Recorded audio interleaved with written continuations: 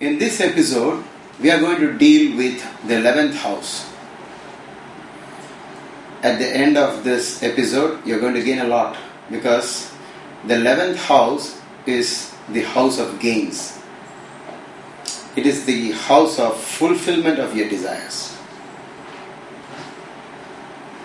This house comes one house or is the next to the 10th house, which is profession. So what comes out of profession, or what is the expected result out of the 10th house, is obviously the gain. So the 11th house is called the house of desires or fulfillment of desires, or what all that you can gain in life, or all that you are aspiring to gain. So this is a very important house, and the most important aspect of this house is the planets ruling the 11th has to be closely looked at. Because if you are going by just which planet is occupying the 11th house, that is not sufficient. A lot depends on where the 11th house lord is. So whenever we deal with any house, there are two components, as we have said this earlier. One, the owner of that house, and then who is the occupant. Of course, the occupant has a great say over that house. A tenant is powerful, but the Lord also has to be looked into.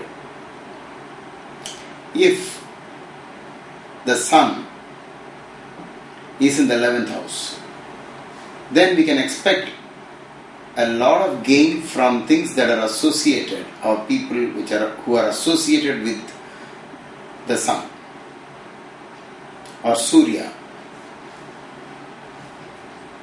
So Surya is associated with politics, government, and all the big things in life, or the biggest things in life, the most important ones, the central things in life. So if you have sun in the 11th, this is a great boon to you. One, because during the sub periods or the main periods of Surya or sun, you are going to gain a lot. Maharishi Parashara, the father of Vedic astrology, says that you will get palanquins. Modern word for that could be a big car, or a very expensive car, or your dream car, or a vehicle which you have been always aspiring for. So if sun is related to the 11th, either by being in the 5th and looking at the 11th, or by being in the 11th, it gives you great luck with larger or popular or more famous vehicles. And if the moon is in the 11th, then it means that you are going to be blessed with a lot of children, and you will be very favorably disposed in terms of your emotions. Your emotions will work along very well for you to make more gains and fulfill your desires, because the moon rules the mind, and it means that you will have a very healthy approach to fulfilling your desires. In most cases it will get fulfilled. And if you have Mars in the 11th, this is a very great combination to have, because Mars is a very powerful planet which deals with winning and making your way through, cutting across barriers, splitting things and moving forward. All this is the activities related to Mars, and having Mars in the 11th is a great plus point. If Mercury is in the 11th, then it means that using your intelligence and using your knowledge of trade, business, and your skills in communication, you are going to gain a lot. And during the planetary periods of Mercury, there will be extraordinary gains. The only thing you need to look at is, are you having some bad planets along with Mercury? Because if bad planets are sitting along with Mercury, then whatever we said just now, you will have some, the effects slightly gets reduced because of the impact of malefics sitting along with Mercury. If Jupiter is in the 11th, then that is something you should celebrate, because Jupiter represents expansion, or it is called the expansive planet. You look at things which are larger. We say a big heart, a bigger vehicle, a bigger house, all these things, a bigger income, a larger income, etc. So if Jupiter is in the 11th, it does not matter whether Jupiter is being afflicted even by a malefic. It doesn't matter, because Jupiter will overcome all that and give you a lot of gains if he is in the 11th.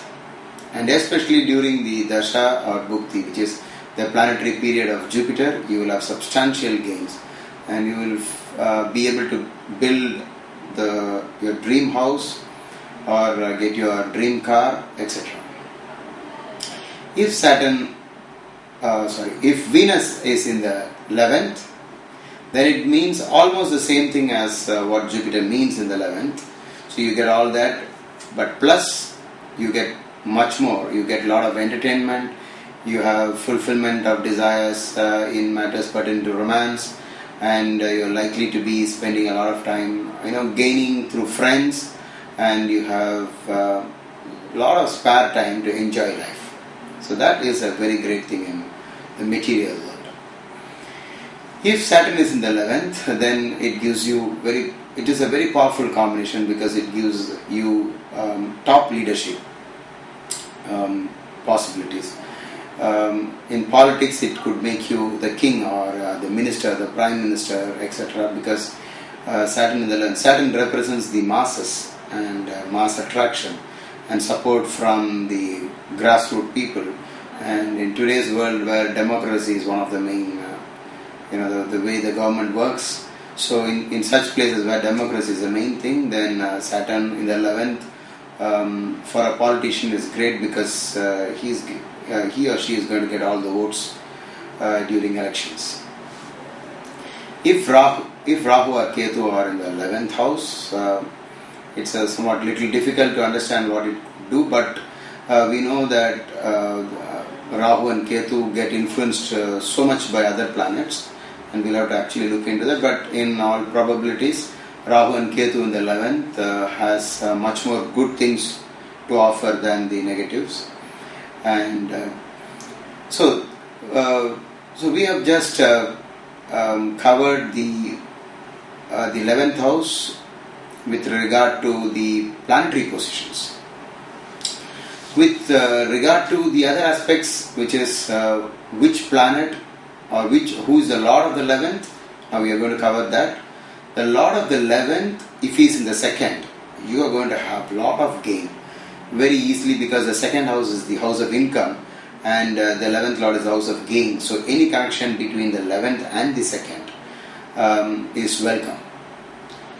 If the 11th Lord is in the 1st house, the person is always keen on gaining, always interested in becoming successful.